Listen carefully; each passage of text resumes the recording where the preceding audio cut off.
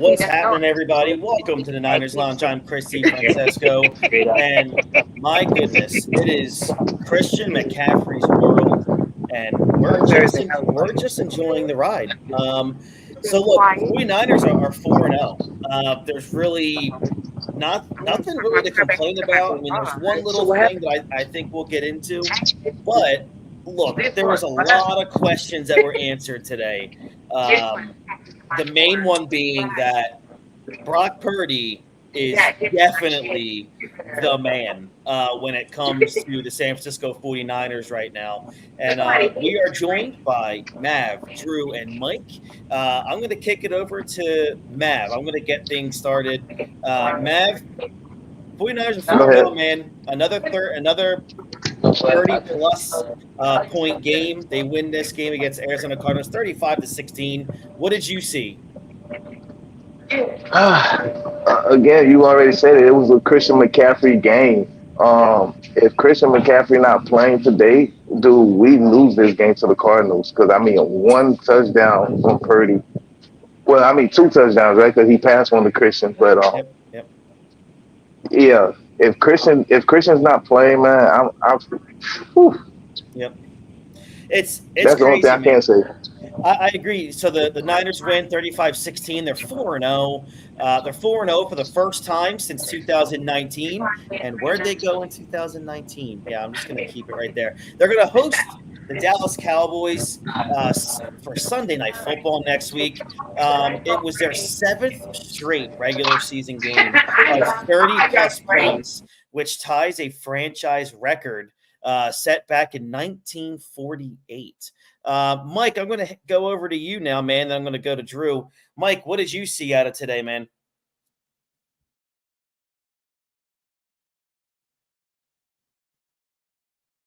I think we lost Mike. I think he's muted. Oh, no, he's not muted. Maybe he just can't hear me. But Drew, I'll go over to you. 35-16 win. What did you see out of this game? Man, I seen basically like what y'all seen. It was a Christian McCaffrey game. Yep. I'm not going to say Brock did bad because, I mean, all the way up to the third quarter, he was perfect passing. It was like 10-10 or 11-11, something like that. Yeah. And, I mean, they were on not long passes or long, but it was smart plays. Mm-hmm. It was what got us down the field. I seen our defense start slipping a little bit. Listen, I'm not going to lie, man. I'm going to keep it 100% honest. Win or loss, these last 3 weeks, Josh Dobbs is Cardinals man. Yeah, I agree. Murray, he got to go because right there, that is their guy. Mm-hmm. He's a heck of a player and gave us a game. Yeah, but I agree. I'm just glad we was able to stop that because he 99-yard drive. Since that was the first 99-yard drive since what is it 01? They said. Oh, you guys concerned? That's crazy. Yeah, I'm sorry to cut you off, Drew, but are you guys concerned at all about our Russian defense? So we'll get to that point because that's going to be one of my concerns. So we'll definitely get to that. But I do want to talk about Brock. I mean, Brock was 20 of 21, 283 yards, one passing touchdown, one rushing touchdown. He had a 95.3% completion rate, which is a new franchise record for San Francisco 49er quarterback in a single game, which passes Steve Young from way back in 1991. This is just, we're in like uncharted territory with Brock Purdy. I mean, the guy has yet to lose a game that he has started and finished as part of the San Francisco 49ers. This is just unbelievable what this guy is doing. We spoke after week one about his issues throwing the deep ball. So entering today, he was 0 for 3 on throws that were 30 yards or more. Today, he was 2 for 2 for 76 yards on plays over 30 yards. Brandon Ayuk, I forget what his numbers were, but he had a massive game. So it's fair to say that he's healthy. He's looking good. Mike, if you're back with us, I just wanted to get your thoughts on today's game and Brock Purdy. Yeah, it was definitely an offense game. So that's where we are with this team. That if one side starts to slip, the other side's going to pick up the pieces. Purdy, I thought looked phenomenal. He was crisp.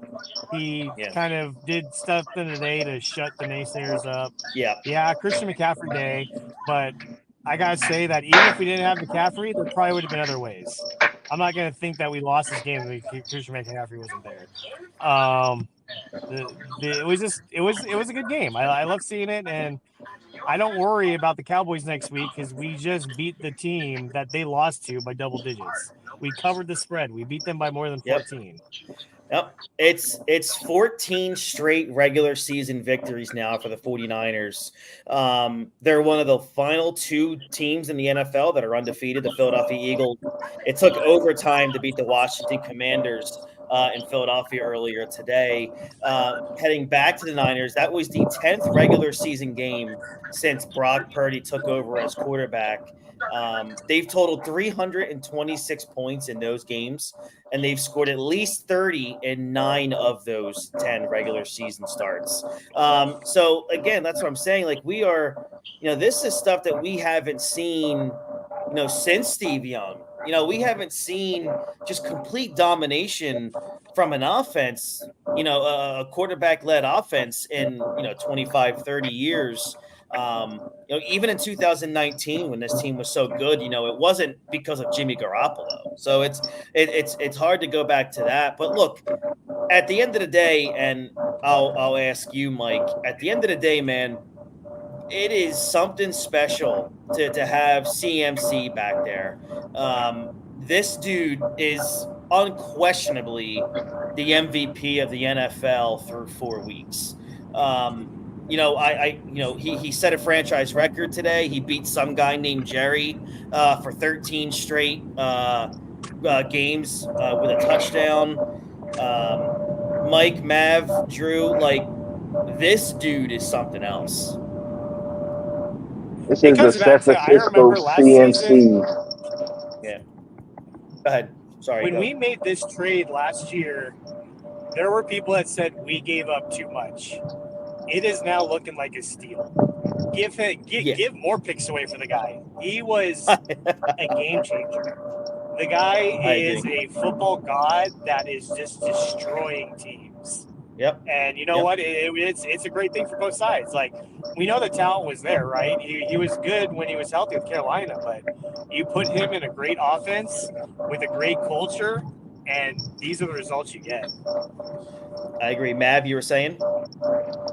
This is the San Francisco CMC. I mean, Mike, this is for you since you say I never give credit. This is a historical offense. Yeah, okay. I'm just going straight up and say it. I mean, this year alone, I believe there's like maybe 3 or 4 more records that can be broken as a 49er. Yeah. So, this is a historical offense. And that is why I am so hard on SB or bust. Like, there's no way that we can't be in the Super Bowl and win it this year. Yeah. But then again, stranger things have happened when Kyle Shanahan has been in the Super Bowl and not be able to win it. So that's why I'm so laser focused on his play calling and his ego. Is he going to let that get in the way this year whatsoever? I mean, like I said before, we can win all season long. That's cool. I'm good with that. But when it comes time to celebrate, they'll be in the playoffs and the Super Bowl. That's real celebration. No, I completely understand. And a couple other big-time stats here coming out of Christian McCaffrey. He's just the 3rd player in NFL history with 600 scrimmage yards and 7 scrimmage touchdowns through the first 4 games of a season. Only Emmitt Smith and Jim Brown can say they've done the same thing. Jim Brown did it twice because, he was not a human for a long time. And then, just today, 106 rushing yards on 20 carries from McCaffrey, 7 catches for 71 receiving yards. Drew, I mean, this offense is just so dominant as it is. But, what are you seeing? Like, what is Christian McCaffrey doing so well that basically he's become at a point where he's damn near unstoppable? I mean, it's just all of just the whole mechanics of what you see. First of Yeah. all, it was like I had to realize when the offseason came, I was watching his training videos. Everybody was laughing, making jokes, or you seen the stuff he was doing. Like, this looks crazy. This is insane, but Yeah. it's showing. And just to compliment, like on what Mash said, we literally have one of the best offenses. Like after Dallas, I feel we win with Dallas. The only hardest games after this is maybe the Christmas game with the Ravens, and you got the Eagles. So, do you see like a possibility? Let me not go as what Mav says, Ryan-esque, but undefeated season, because it's like right now, who's stopping? We've hit 35 or 30 points a game, and it's like this offense, who's stopping it? I mean, we have ways on defense that we still need to work with, but Christian McCaffrey is literally almost single-handedly carrying this offense week by week. He's been a player of the week twice, player of the month, and here he is again with another 4-touchdown game of 3 running, 1 receiving. Like, this guy is a monster. So it was so crazy because, like Mike said, everybody doubted it. But what people was doubting was more of, I don't think his talent, it was his injuries. And all you had to do was really put him behind a better line. His injuries come from quick hits, mistakes, not being able to get his feet going and get caught up and stuff. But when you put him with a more coordinated offensive line who can block and move in motion and give him actual holes to follow through, this guy is looking like Stanford again, and he's balling.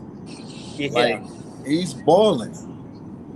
That's a great point. It's great that you brought up Stanford. I was hoping somebody was going to say that, because it felt like it was just a Stanford game the entire. I just felt like Stanford was all over the field today. Quickly to go over to Brandon Ayuk, guys. I mean, we knew that Debo was questionable, even at some points during the week, doubtful to play, and he played today. He really didn't contribute at all. Maybe just a decoy for the most part. He didn't have a single catch, but going to Ayuk, guys, 6 for 148. He had 2 deep balls, over 70 something yards from the deep ball era there, 25 yards a catch. I'll ask you guys, how important was it for Purdy to get Ayuk back, who seems to be his favorite target? The chemistry between these two are incredible. It seems that Ayuk knows exactly where a Brock Purdy ball is going to go, so he's got to get in that spot. So I'll go to you, Mav. How important was it to have Ayuk back out there? Let me ask you this question: who are the 2 players that he cannot lose this whole season? Oh, it's CMC and Ayuk. Then it was very, very important for him to have him back out there. I mean, we seen how he struggled last week on Thursday without him, and we seen how this whole game today went through CMC. So it's like either one of those guys, it's mainly CMC. Mm-hmm. If we don't have either one of those guys on the field, we're in trouble on offense. I don't care who else we have with us. We're in deep trouble because first off, we won't be able to run the ball, so we'll become one-dimensional, and it'll be all on Purdy. And the guys, I don't think will live up to the moment. So it's very, very important. I agree. How about you, Mike? I think they need to pay him. Get a contract done, right? If Purdy is the guy, which he's proven to be, he's the long-term franchise quarterback. You need to keep his number 1 receiver, and him and Ayuk definitely have that connection. They've got something special together. We need to keep this team together. I agree. So I'll ask you guys. I mean, the Niners now have the most cap space in football. Is this like something? Do you think they're going to wait to the end of the year to sign an Ayuk, or do you think it's something that they should probably get him in a room, tomorrow morning and be like, "Hey, let's get this done now"? Honestly, I think they should do that, but Yeah. knowing the Niners, they won't do it, and it's going to be next summer. See, honestly, when they got the cap space, I was like, well, maybe they're doing something for mid-season. But now looking at it, I'm like, if y'all want to do anything with that money, I'm with Mike. You got to pay this guy because you can't lose key pieces. You can't lose that because guarantee it would definitely be come back around and we'll pay for it. It's a key piece to have players like Bosa. It's a key piece to have players like Debo and IU, and Brock is like he's doing something that hasn't been done for a while. Yeah. And for him to continue doing that, you got to pay the pieces. Mm-hmm.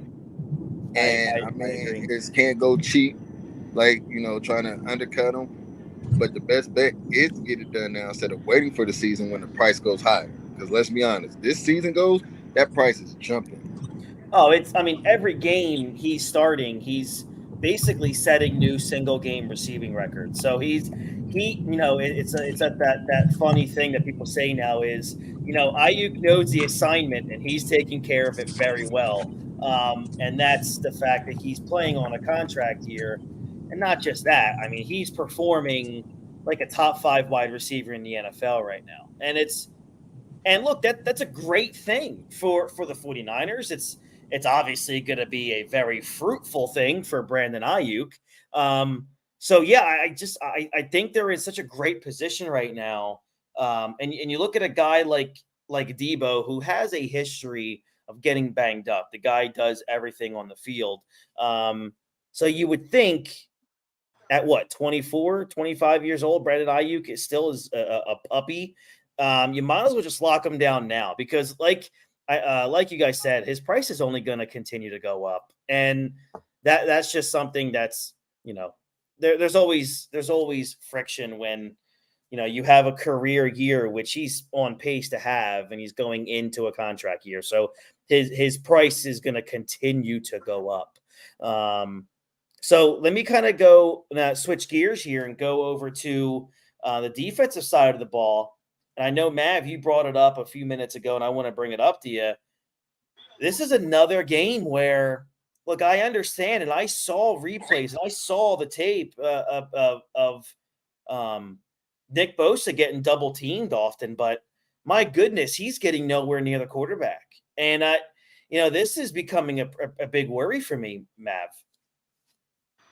Don't let Bosa be a worry for you. He will get back to form midway through the season when we really do need him. But it's for some reason for me, it's just something that happens when players get the bag. They never perform. Once they get that bag, they don't perform the same anymore. And even if it's for one season. But that Russian defense scares me. Yep. That's what really scares me. It's almost like you can have the weakest running back in the league and he'll gash us for 75 yards a game. So it's like, are we going to tighten that up or what? Do we need to change what the formations that we playing in or what's going on? Mike, what's your thoughts on the defense? Because I felt like in that first half, man, that wasn't, it was getting too close for comfort quite often. Joshua Dobbs was able to do, a lot in that first half. He was hitting, Marquise Brown quite often. Michael Wilson, he had 2 touchdowns. But again, it just didn't look like we were getting enough pressure on the guy. I think the Niners had 1 sack today, and that was from Javon Hargrave that came in the fourth quarter. Mike, are you worried at all about this defense getting to the quarterbacks? Today it was kind of worrisome, but you still look at it, we still only allowed 16 points.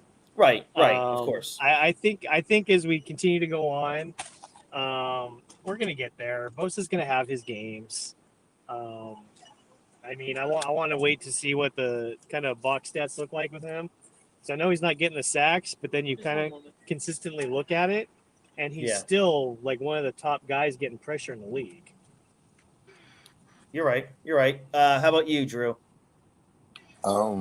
Honestly, The defense, only thing I'm still worried about, I believe our rush defense will better up. Getting to the quarterback will better. But I've been saying it, and I've been talking to y'all since the Rams game. This pass defense is getting sketchy. Yeah. Like, I'm not gonna lie, I was kind of pissed. I'm watching Thomas get burnt out there. Yep. Like, Yep. I mean, I said it in the off season when we did the draft. I wanted to better our secondary. We Yep. had Yeah, our Ron secondary had is asked suspect. what needed to be Yep. buried better, and I said it then. Mav, you can remember I told y'all secondary, and I've always felt this way because it's off and on, and it's a little too much off and on. But Yep. hold on, time out for a second. Time out for a second. Now, I said something about the rushing defense. You said something about the passing defense, but it all goes hand in hand. And Chris mentioned the pass rush. If we can get the pass rush going, then the secondary will be fine. Honestly, it all I comes from mean, that pass rush. With that pressure, I we mean, can't get I no pressure understand up there. that, but if you're dealing with a quarterback who's going to be as we get better, it's going to be quarterbacks that's going to have these quick releases. It's like our coverage is average. Honestly, it's like off and on. I we're not getting. You got really Mooney who out there really doing his job. Doesn't Brock Purdy have a quick release? Yes. No, I'm not talking about Do with do his they not game. practice against him? I get that, but we So still I have. mean, that's I'm no saying excuse. But that's no excuse now. you're right, but when you get from practice to game time, and we still ain't really, it's not elite like it can be, and you Mm-hmm. got to understand that we have the potential and you have the talent, but something is not just clicking all the way yet. It's an off and on clicking, like that bulb is flickering. I want that bulb Like to one stay week we on. have a good game, next week we got like Exactly, I get you. because like be honest, that's what it makes it nervous. You start seeing, like he said, the guy, what was the rookie had 2 touchdowns against us from Mm-hmm. Dobbs. Like that shouldn't have happened. But he's working on one side because he's seeing a weakness. You threw it to the side when he actually threw it to Mooney's side, almost had an interception. Mm-hmm. You see what I'm saying? So it's like you can literally decipher when you come into the game. I know it's probably going to be locked down on this side, so I'm going to look for and expose who's playing on this side. Right. And they're taking advantage to it. And if we're not getting that rushing down, this is what our defense is going to look like. Mm-hmm. Because right now, honestly, we're relying on our offense. We can stop it, and we're getting, like Mike said, it's only 16 points. That's great. But you get better teams as the line goes down, and we start getting more tired, playing more games. You got to understand how it's going to wear on us. If we're already looking like this when we're kind of wear during the season, what's it going to look like then? Man, you take away McCaffrey. You take away McCaffrey's 3 rushing touchdowns today. We lose by Exactly. 2 points. So, I mean, you have to look at it this way, and I'm going to piggyback to what Drew said. You know, Dobbs was able to convert 8 of 15 third downs, and then the most embarrassing thing of the day was the fact that the Niners held a 21-3 lead in that second quarter, and they allowed a 99-yard scoring drive in that third quarter to only give them that 5-point lead at 21-16.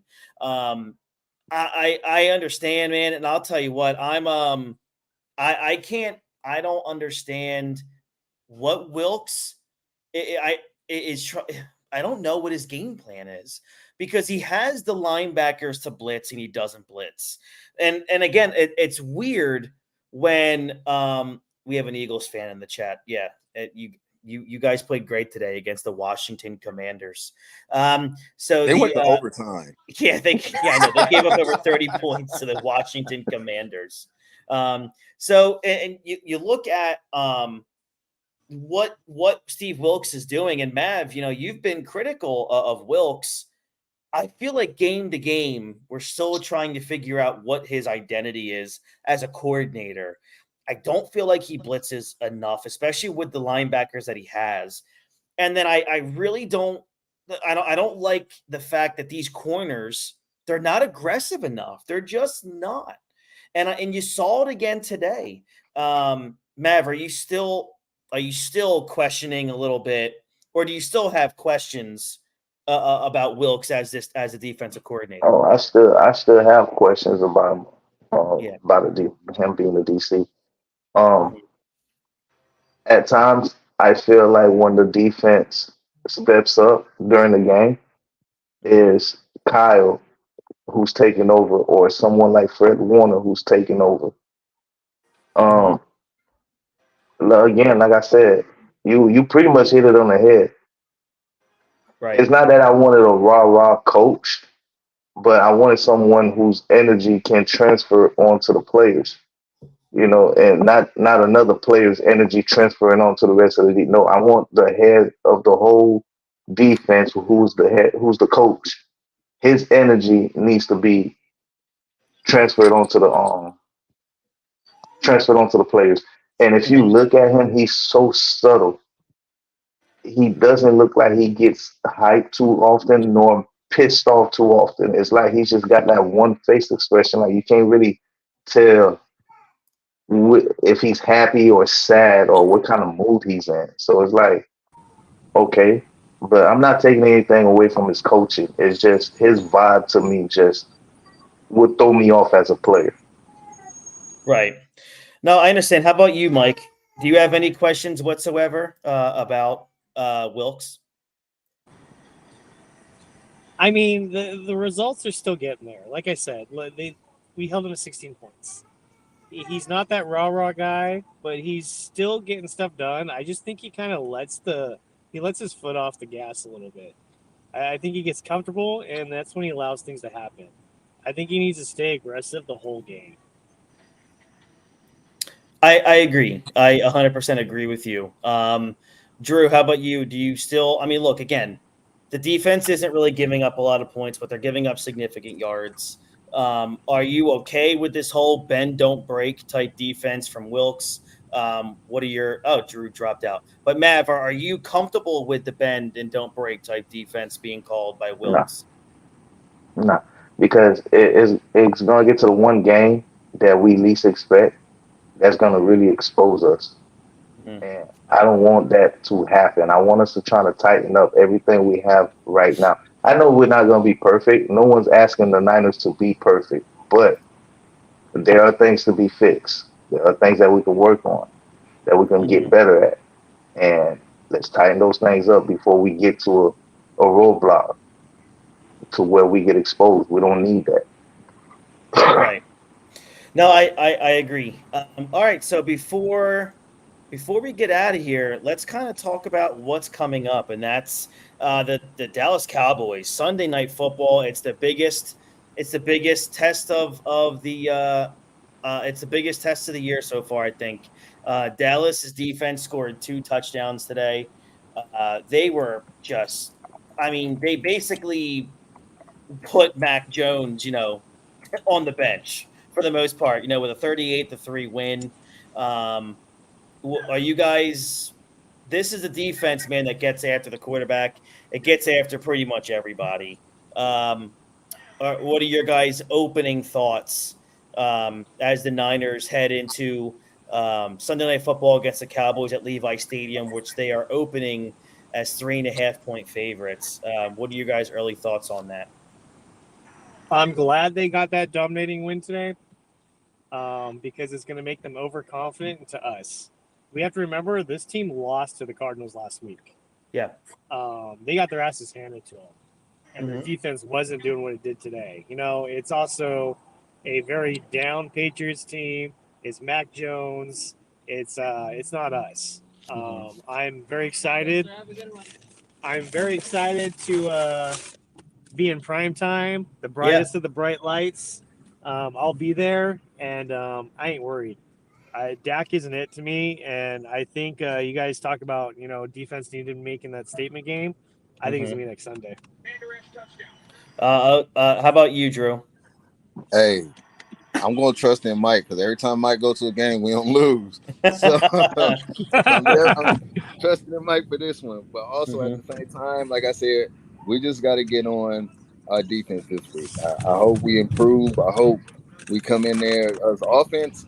They don't have the weapons to stop the offense. We've all seen that clearly from how the Mm-hmm. Cardinals went to even. I mean, They don't really. That's not what they're going to rely on because they know exactly what's going to happen. I think Mm-hmm. Christian's going to have a field day, have fun playing with their defense. Micah Parsons about to be exposed as usual. He already got bullied before by Brandon Ayuk, so we know how that goes. Yep.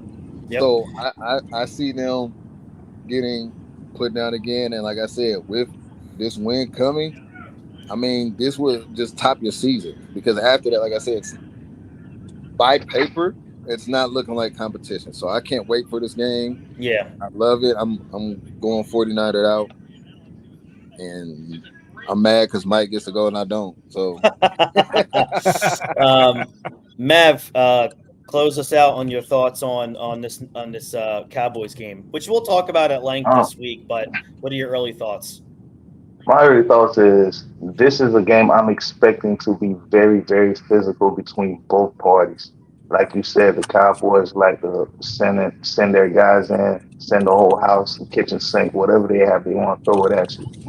So with that said, I can see a lot of injuries happen, and one main one that I'm really terrified for, and that I'm just probably going to celebrate after the game is injury-free Purdy. Yes. That is the one game that I feel like could actually injure him because those guys are coming and they won't even stop whether the ball is thrown or not. They will put him to the ground. Um, there's no way they're going to stop Christian McCaffrey. So Purdy and that passing defense, that rushing defense is my only concern for that whole game. Him coming out alive. I think that's that's the most ideal situation. So we're good there. All right. So I want to thank everybody for hopping in here for our post game show. We're looking forward to hopping on here Wednesday night to fully break down and preview the week 5 matchup, Sunday Night Football, the one that 49ers fans has had circled. The game that we've had circled now for since the schedule came out was that week 5 primetime game against the Dallas Cowboys. Very much looking forward to that game. Boys, thank you so much for joining me. I really appreciate it. Again, follow us, find us, smash that like button, hit subscribe on YouTube. We're gaining new subscribers each and every day. Thank you so much. If you guys also want to listen to us from an audio standpoint, please head over to Apple Podcasts, Google Podcasts while it's still a thing. That's going to head over to YouTube Music at the end of the year. So Spotify, anywhere you listen to podcasts, find the Niners Lounge. We are there. Follow us. Give us a star rating. Review it, whether it's 1 star or 5 stars. I don't care. It lets me know that you guys are paying attention. So go check that out. There's going to be new content on the podcast level as well. We're getting there. Again, this is all a revamp, and we're doing the best that we can for you guys as fast as we can without messing with the quality of what we give you guys. So thank you guys so much. This is the Niners Lounge. I'm Chris Francesco. That's Mav, Drew, and Mike. Ron, safe travels, my man. Be safe, and we'll talk to you soon as well. So as always, everybody, have a good one, and go Niners.